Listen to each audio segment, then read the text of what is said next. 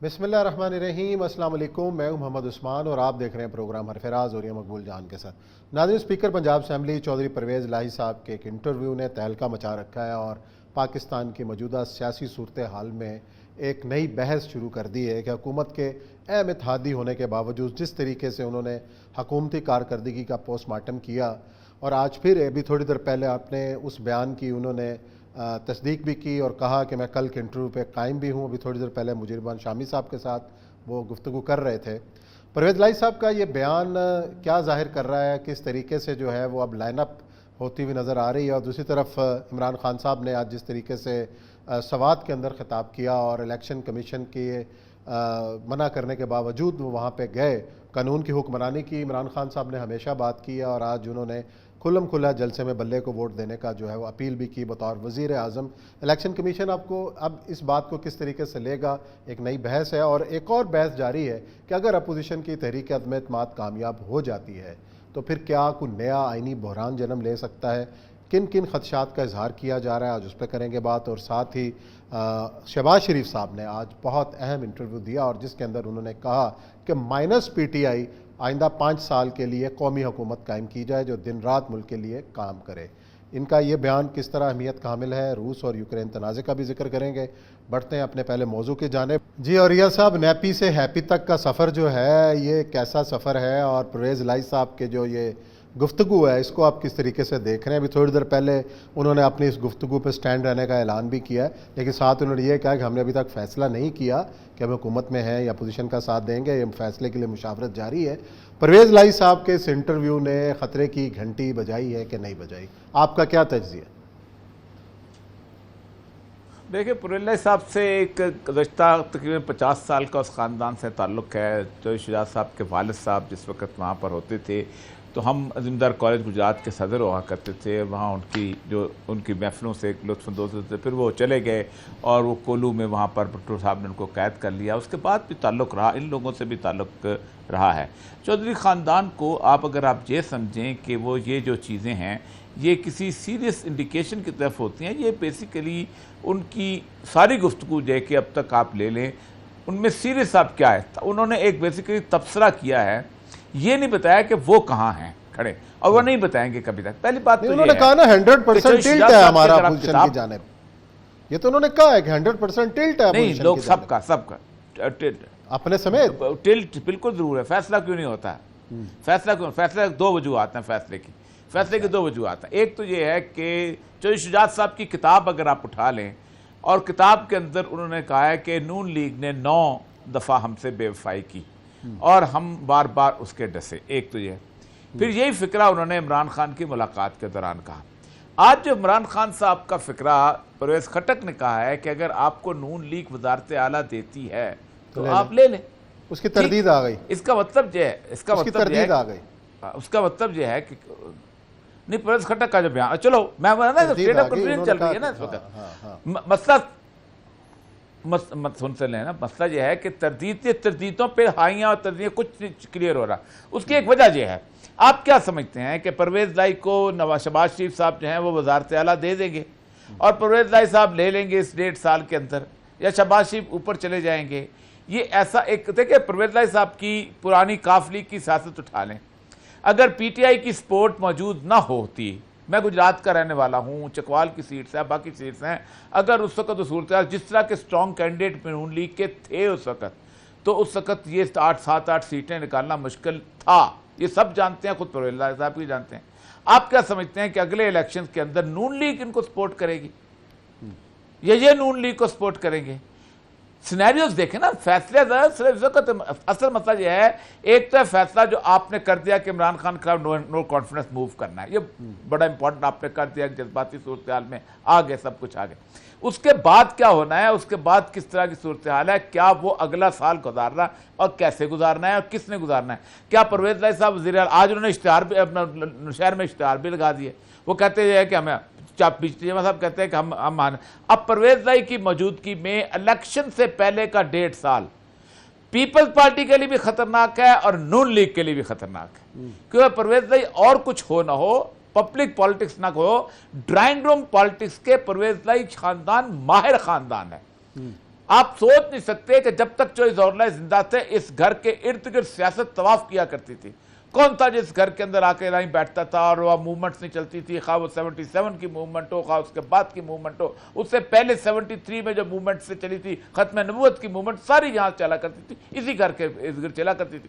اب اس کے بعد آپ کو بتائیں کہ 2002 کے بعد نہ بھی ہو, میں آپ کو بتاؤں, اگر آپ لوگ یہ سمجھتے ہیں جو اوپر مارشاء اللہ کا ہوتا تھا, آپ مجھے یہ بتائیے کہ مارشاء اللہ ہی صرف کیا فوجی خود کرتے ہیں؟ ڈپٹی کمشنر کا انسٹیٹیوشن اور SHO کا انسٹیٹیوشن یہ اکیلا چھوڑ دیں اور اس کو سے پورا کام کریں, تو میں آپ کو گارنٹی سے کہتا ہوں کہ کسی ISI کی ضرورت نہیں ہے, کسی MI کی ضرورت نہیں ہے, کسی اور ایجنسی کی ضرورت نہیں ہے, آپ وفاداریاں تبدیل کروا سکتے ہیں. اچھا, کام تو یہاں سے لیا جاتا ہے. میں مثالیں دے سکتا ہوں جو کہ لوگ, تو اگر وہ آ گیا, ایک تو یہ مسئلہ ہے. اس کا بعد دوسری بات یہ ہے کہ کیا پیپلز پارٹی جو ہے جو بہت بڑی جدوجہد کر رہی ہے پنجاب میں آنے کی, اور یہ بڑے مختلف قسم کے سوالات ہیں. یہی وجہ ہے کہ اب کاف لیگ جس کو کہا گیا تھا کہ ابھی آپ چلیں, اور میں صحیح کہتا ہوں آپ چلیں, ایک دفعہ عدم اعتماد ختم ہو جائے تو پھر اس کے بعد ہم اس کا راستہ نکال دیں. اور کل بھی میں نے کہا تھا کہ بزدار کے بارے میں, اس کو ہٹانے کے بارے میں 1.5 سال پہلے فیصلہ کر لیا تھا. خان صاحب مان گئے تھے, لیکن وہ مسئلہ تھا کہ کہتے ہیں بندے پورے کرو. مطلب آپ میاں اسلم کو کھڑا کرتے تھے تو چودھری برادران ناراض ہوتے تھے. انہوں نے کہا تھا اگر اس کو لا رہے ہیں تو پھر ہم تو نہیں آتے, ہم تو بزدار ٹھیک ہے. اچھا, اگر وہ کسی اور کو لاتے تھے تو علیم خان والے ناراض ہو جاتے تھے. اب یہ وہ کرائسس تھا کہ جس کے اندر کوئی ایک شخص بھی majority of the house govern نہیں کرتا تھا. ایسے کے اندر ٹرمپ کارڈ صرف عمران خان کے پاس ہے کہ وہ پنجاب اسمبلی توڑ دے, اور یہ بہت بڑا ٹرمپ کارڈ ہے, اور یہ کسی وقت بھی کھیلا جا سکتا ہے, کیونکہ اس کھیلنے کے بعد ہوگا یہ کہ بزدار صاحب تو چلے جائیں گے, لیکن اس کے بعد جو جوتیوں میں دال بٹے گی اور اس 1.5 سال کے جو الیکشن ہوگا وہ بہت عجیب و غریب ہے. دوسری بات یہ ہے کہ اصل سچویشن یہ ہے کہ نون لیگ کے لیے بھی, کہ نون لیگ بھی سمجھتی ہے کہ اگر اس 1.5 سال کے اندر مائنس عمران خان ہو گیا جو شہباز شریف صاحب نے کہا ہے, تو عمران خان کہاں ہوگا؟ کیا عمران خان جیل میں ہوگا؟ کیا عمران خان جو ہے پالیٹکس سے آؤٹ ہو جائے گا؟ کیا عمران خان جلسے نہیں کرے گا؟ کیا اس قومی حکومت کے خلاف عمران خان یہ نہیں کہے گا کہ سارے کے سارے چور اکٹھے ہو گئے اور مجھے نکال دیا ہے؟ یہ ایسی تجویز ہے جس کے بارے میں بار بار, اس کا مطلب یہ ہے کہ اس وقت اتنی سٹیٹ آف کنفیوژن ہے کہ آپ سوچ نہیں سکتے. آپ مجھے بتائیے, آج عمران خان باہر نکل جائے, اس پالیٹکس آپ کو باہر نکال دیتے ہیں اور ایک قومی حکومت بناتے ہیں, کیا KPK میں قومی حکومت بنے گی؟ کیا بلوچستان میں قومی حکومت بنے گی؟ کیا سندھ میں قومی حکومت بنے گی؟ زیادہ زیادہ پنجاب میں بنا لیں گے نا آپ. اور اگر فیڈرل گورنمنٹ کی قومی حکومت آج جو اطلاعات, نکال کے دیکھیں. ابھی بریک لیتے ہیں, بریک کے بعد آئیں گے. بڑی اہم ڈیولپمنٹس جو ہیں وہ سامنے آ رہی ہیں, اور ایک جو الزام عائد کیا جا رہا ہے کہ جی حکومت کے 10 سے 12 جو اراکین ہیں, ابھی پرویز لائی صاحب نے بھی کہا کہ وہ اپوزیشن کی سیف کسٹڈی میں ہیں. حکومت کا کہنا ہے کہ سندھ ہاؤس کے اندر جو ہے ان کو رکھا گیا ہے, اور قانون نافذ کرنے والے اداروں سے ہم نے کہا ہے کہ ان اراکین کو بازیاب کرایا جائے. تو یہ ایک نئی ڈیولپمنٹ سامنے آ رہی ہے. بریک لے رہے ہیں, بریک کے بعد آتے ہیں تو پھر اس پہ گفتگو کا سلسلہ جاری رکھتے ہیں. جی, شہباز شریف صاحب نے قومی حکومت کے قیام کی تجویز دی ہے, لیکن مائنس عمران خان اگر کرتے ہیں تو پھر قومی حکومت کس طریقے سے یہ کہلائے گی؟ اور یہ صاحب اپوزیشن جماعتوں پر مشتمل جو منصوبہ ہے اب جو شہباز شریف صاحب نے جس کا ایک تجویز دی ہے کہ یہ مائنس عمران خان قومی حکومت قائم کی جائے اور شبانہ روز محنت کریں اور دن رات ایک کریں کہ ملک کی ترقی کے لیے, کیا منصوبہ قابل عمل کہیں نظر آ رہا ہے آپ کو کہ ایسا ممکن ہو سکتا ہے کہ عمران خان کو باہر رکھ کے آپ حکومت چلوا لیں؟ دیکھیں, پہلی بات ہے مجھے بڑی ہنسی آ رہی ہے. کہتے ہیں ہمیں 5 سال کے لیے حکومت بنایا جائے مانس عمران خان تمام پارٹیوں کو ملا کے. تو یہ جو 11 سال جو تھے یہ جنات حکومت کرتے رہے 1988 سے 1999 تک, اور یہ 2008 سے لے کے 2018 تک 10 سال جو ہیں یہ فرشتے یہاں آئے ہوئے تھے. یہی تو تھے, انہوں نے تو ملک چلایا تھا اور انہوں نے تو ملک اس مقام پہ پہنچایا ہے. تو یہ قوم اتنی سادہ ہے کہ 5 سال اور دے دو ان کو, عمران خان کو باہر نکال کے اس کو بھی ملا لو. قوم نے تو عمران خان کو بھی دیے نا, قوم نے تو عمران خان کے بھی دیے 3.5 سال میں جو ہوا. پرویز لائی صاحب نے اس کا جو ہے پوسٹ مارٹم تو کر دیا. نہیں, پرویز لائی کو اتھارٹی نہیں ہے نا. پرویز لائی کیا ہے؟ پاکستان میں اتھارٹی تو ہے پاکستان کی قوم. ڈال دو عمران خان کے بھی 3 سال, لیکن سب کے حصے کے برابر ڈالو نا. سارے لوٹنے والوں کو آپ پھر دوبارہ آ کے لوٹو. शहबाज शरीफ ने और नवाज शरीफ ने कौन सी इस मुल्क की खिदमत किया है जो मुल्क इस मकाम पर, पाकिस्तान की तारीख में कमाल की जो डिवीजन किया है वो इशरत हुसैन की किताब है गवर्निंग द अनगवर्नेबल। जो भी जैसा भी आदमी है उसने कहा पाकिस्तान के पहले 40 साल पाकिस्तान की उठान के साल थे और पाकिस्तान के 30 साल पाकिस्तान की बदकिस्मती के साल थे। मैंने जमहूरियत को चाटना है अगर मुझे पाकिस्तान जो उनकी राय हो सकती है ना डॉक्टर साहब की। मेरी जाती राय भी यही है। मैं कह रहा हूं पाकिस्तान, देखिए पाकिस्तान में एक बात सिंपल सी बात है, आप मुझे बताइए, आपको रोटी के अंदर जमहूरियत में तमीज करनी पड़े तो आप क्या देंगे? आपको इज्जत के अंदर जमहूरियत में तमीज करनी तो क्या पड़े, क्या किसको आप करेंगे? आपको गैरत और हमियत के अलावा चलो बाकी सारे को छोड़ दे, आपको मकान के अंदर, आपको रोटी के अंदर, आपको कपड़े के अंदर, आपको माशी खुशहाली के अंदर तमीज करनी पड़े, आप किस में करेंगे? और जमहूरियत का फायदा किसको है? उस्मान को है और या मकबूल जान को है, मजदूर को है, किसी और को है? हमने तो जमहूरियत को कुरान पाक बना दिया है पाकिस्तान में। हम तो समझते हैं जमहूरियत क्या है, उसके अलावा जो बाकी जो भी आदमी है, खा वो डिक्टेटर है कुछ करे, खा वो मुल्क की इकोनॉमी को जहां मर्जी खड़ा करते। अयूब खान के बारे में मुझे आज भी, मैंने अपनी लाइब्रेरी के अंदर एक किताब जो है बार बार कहता हूं वो मैंने सजा के रखी हुई है ताकि लोग उसको देखें, और वो कोर्स की किताब है 1973 की, अंग्रेजी की डेवलपमेंट इकोनॉमिक्स की, ब्रिटिश बच्चों की, और 27 मुल्कों के अंदर और 70 दीगर मुल्कों के अंदर पढ़ाई जाती थी। उसके अंदर सिर्फ पाकिस्तान की तरक्की का केस दिया जाता था। मैंने जमहूरियत ने मुझे क्या दिया है, मुझे क्या अता किया? फिर कहता है ओ उनको जो मौका नहीं मिला। ओ भाई मेरी बात सुनो, जब तुमको मौका मिला था 50 से चलो 58 से पहले 9 साल क्या कर लिया? जमहूरियत नहीं है तो और ये साहब फिर कौन सा सिस्टम हम यहाँ पे नाफिज करें? आप सदारती निजाम का सिस्टम भी यहाँ पे नाफिज कर चुके हैं, जमहूरियत भी, आमरीत भी आई, तो आप इस हिसाब से किसको सबसे बेहतर समझते हैं?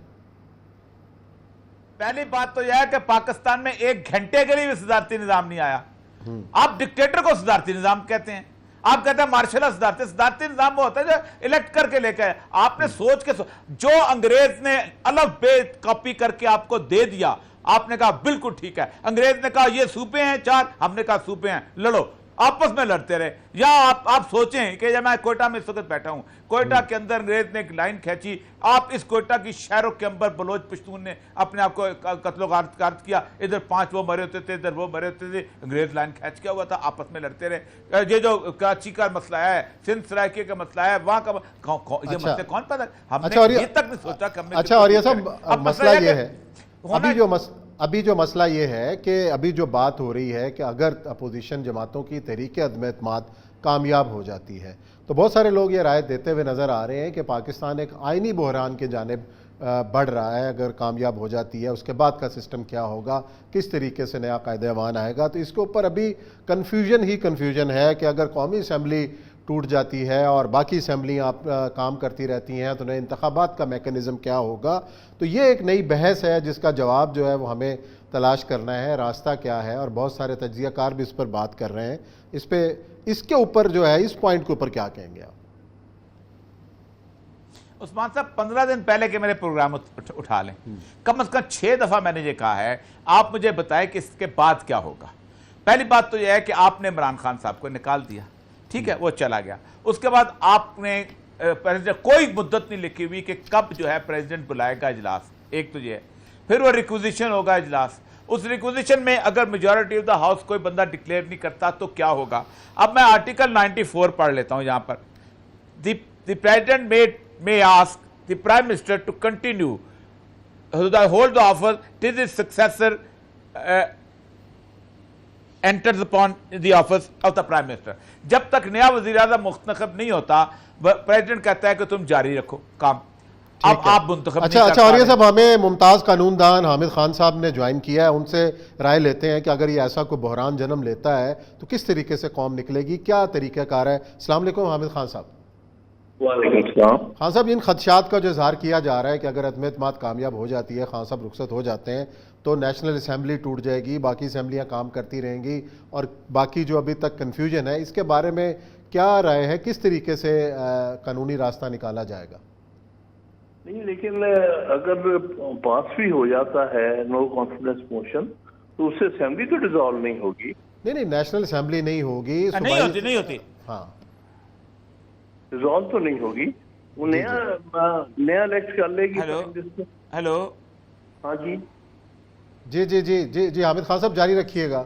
वो नया जो इलेक्ट होगा उसका तरीक़ाकार क्या जाहिर होगा, है, सारा जो तरीक़ाकार है उसके उसके बाद आपको फिर नेशनल असेंबली की रिशेस कॉल करनी पड़ेगी at the earliest to elect नया वज़ीर आज़म इलेक्ट करने की। ठीक है।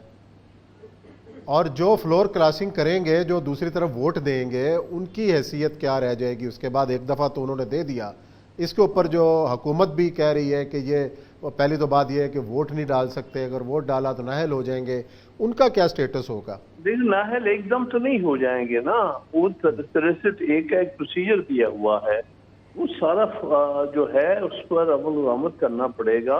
उसमें 3 स्टेप्स इन्वॉल्व हैं। पहले पार्टी हेड उनको देगा नोटिस, उसका जवाब वो देंगे, उसको राइट ऑफ हियरिंग देंगे, फिर उसके बाद डिक्लेरेशन देंगे, फिर वो डिक्लेरेशन जाएगा स्पीकर के पास, स्पीकर फिर उसको इलेक्शन कमीशन को भेजेगा, इलेक्शन कमीशन उसको हियरिंग देगा। अच्छा। और हियरिंग देने के बाद अहमद खान साहब, उसमें जो लिखा हुआ है आइन के अंदर लिखा है शेल मेक इफेक्ट, हेयरिंग की बात नहीं, उसको नोटिफाई करेगा अगर मीटिंग पड़ी जाए, क्योंकि अगर एक दफा उसमें तो खास तौर पे 63 के अंदर तो नो कॉन्फिडेंस क्लियर हो गया ना, वो हेयरिंग उस होते वो कंफ्यूजन आएगी, उस नोटिफिकेशन को शेल मेक इफेक्ट लिखा हुआ है। नहीं, हाँ वो तो जो जहाँ तक नो कॉन्फिडेंस है वो तो हो जाएगा, जैसे 172 ज्यादा पड़ेंगे। अब उसके बाद आप ये पूछो उसके बाद क्या होगा? उसके बाद तो जाहिर है एक तो चीज की जरूरत जो है कि नया वज़ीर आज़म इलेक्ट करें, उनके खिलाफ तो नहीं छोड़ा जा सकता जी। तो एक तो नेशनल असेंबली की आपको रिशेस कॉल करके तो इलेक्ट करना पड़ेगा नया prime minister by majority vote. अगर किसी के पास वो 172 होंगे तो वो इलेक्ट होगा ना। सही। ये एक एस्पेक्ट है। जहां तक आप बात कर रहे हैं डी सीट करने का, उसका प्रोसीजर है, उस प्रोसीजर को आप फॉलो करके तो फिर आप डी सीट कर सकते हैं। और इसमें तीनों जो मैंने अर्ज किया कि तीनों की स्टेजेस इन्वॉल्व होती हैं। पहले तो पार्टी हेड ने उसको शो कॉज नोटिस देना, उसका जवाब देना, हियरिंग दे के फिर वो फैसला। ठीक है। और अच्छा अहमद खान साहब, एक और बात है यहाँ पर जी, अहमद साहब, एक और बात है कि देखें वो 1 वीक टाइम वहां पर है, 2 डेज वहां का स्पीकर का है, और उसके बाद इलेक्शन कमीशन के पास आ जाता है वो मसला उसका, और वो इलेक्शन कमीशन में कॉन्स्टिट्यूशन कहता है कि उसको फौरी तौर पे इफेक्ट करे और साथ ही इलेक्शन शेड्यूल अनाउंस करे। हेयरिंग का तो उसका कोई लफ्ज नहीं है उसके अंदर दिया हुआ किसी तौर पर भी, जहां नो कॉन्फिडेंस होगा। एक बात, election commission confirm the declaration, confirm कैसे कर देगा जब तक उसको हियरिंग नहीं देगा? कंफर्म्स, हाँ ये नहीं है वहां। ओके, हेयरिंग भी हो गई, ओके। उसके बाद बताइए अगर कोई बंदा नहीं करता, हाउस ऑफ उसको गवर्न नहीं करता, 172 नहीं लेता, फिर जो कंफ्यूजन पैदा होगा उसमें इमरान खान साहब को 94 के तहत, आर्टिकल 94 के तहत वो कंटिन्यू करने के लिए प्रेसिडेंट जो ऑर्डर कर देता है, और उस कैफियत में क्या होगा? यहाँ पर एक्चुअली कुछ कंफ्यूजन है।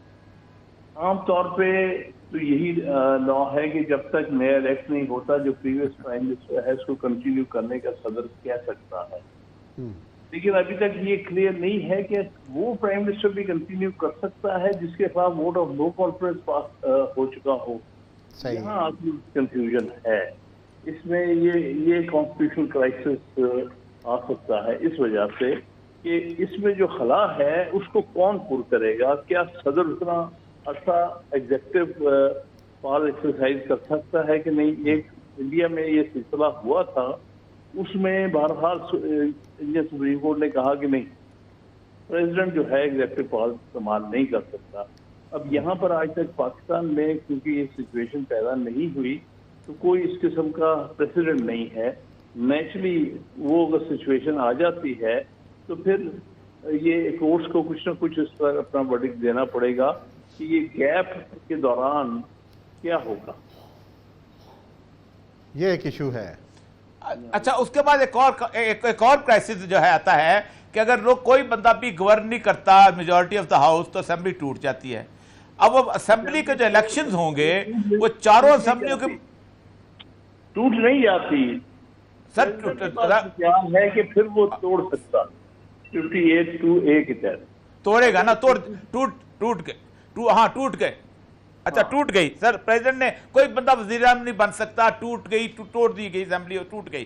اب الیکشن جو ہیں یہ چاروں صوبائی اسمبلیوں کے تحت ہوں گے، چاروں صوبائی حکومتوں کے تحت ہوں گے. ایک کے پی کے میں پی ٹی آئی کی ہے، یہاں پی ٹی آئی کی ہے، سندھ میں اس کی ہے.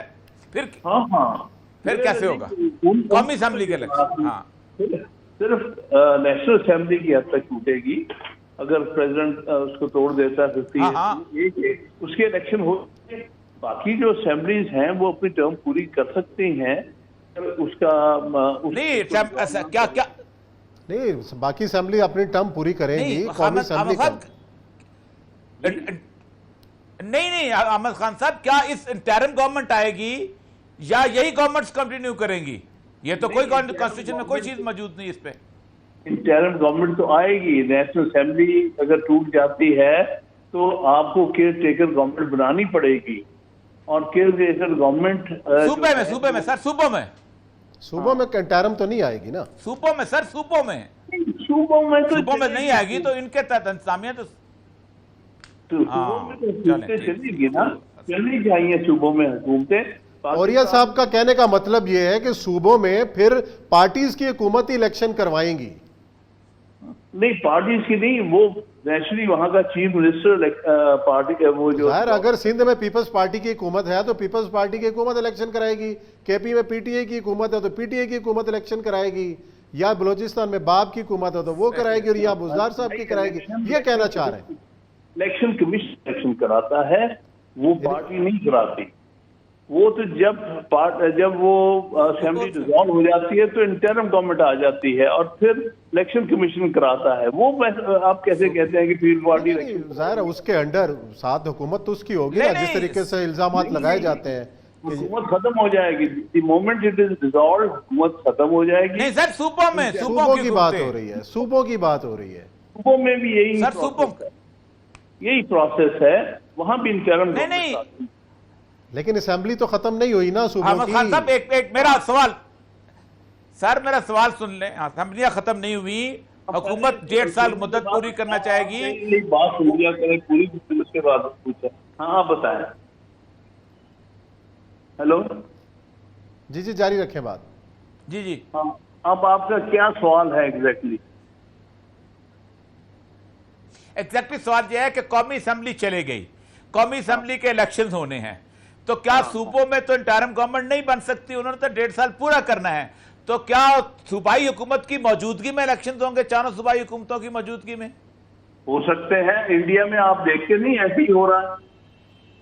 یہاں کہاں لکھا یہ پاکستان؟ ٹھیک ہے، بالکل ٹھیک ہے. پھر سے سچویشن ہے کہ اکٹھے الیکشن ہونے ہیں. الیکشن کہاں لکھا ہے؟ اپنی ٹرم ہے، آپ اپنی وقت پہ کرا سکتے ہیں الیکشن، اور اس میں کوئی حرج نہیں ہے. یہ آپ نے دیکھا نہیں کہ 5 اسٹیٹس میں الیکشن ہوئے ہیں، ابھی وہ 2 سال بعد ہوں گے وہاں لوک سبھا کی. ساری دنیا میں ایسے ہوتا ہے. چلیں بہت شکریہ حامد خان صاحب، بڑی تفصیل سے آپ نے سمجھایا کہ کیا کیا ہو سکتا ہے. اور یہاں بریک لیتے ہیں، بریک کے بعد آئیں گے اور پھر روس یوکرین تنازع تازہ اپڈیٹ کیا ہے اور نئی دھمکیاں کیا مل رہی ہیں، اس پہ کریں گے بات. جی ناظرین، بریک کے بعد آپ کو خوش آمدید کہتے ہیں. روس کے یوکرین پر حملے کو 20 روز سے زائد ہو چکے اور ایک انسانی بحران جنم لے رہا ہے. اطلاعات یہ ہے کہ ہزاروں افراد جو ہیں ان حملوں میں مارے جا چکے ہیں اور لاکھوں افراد بے گھر ہوئے ہیں. ایسی صورتحال کے اندر جو یوکرین کے صدر ہیں انہوں نے امریکہ سے اپیل کی ہے کہ وہ کھل کر یوکرین کی مدد کرے، اور دوسری جانب نیٹو میں شمولیت سے بھی انکار کیا. اور یہ صاحب یہ جو پیش رفت ہو رہی ہے، جس طریقے سے یقین دلایا گیا تھا یوکرین کو کہ ہم تمہاری مدد کے لیے آ کر کھڑے ہوں گے روس کے مقابلے پہ، لیکن بظاہر تو اس طرح کی کوئی چیز ہوتی بھی نظر نہیں آ رہی کہ شارٹ ٹرم میں. ابھی تک تو مار ہی کھا رہا ہے یوکرین. دیکھیں 2-3 چیزیں ایسی ہیں کہ جو بحران کو لیڈ کر رہی ہیں آگے کی طرف. ایک تو یہ ہے کہ یورپ میں کوئی ملک ایسا نہیں ہے کہ جو چاہتا ہو کہ اس جنگ کو آگے بڑھائیں.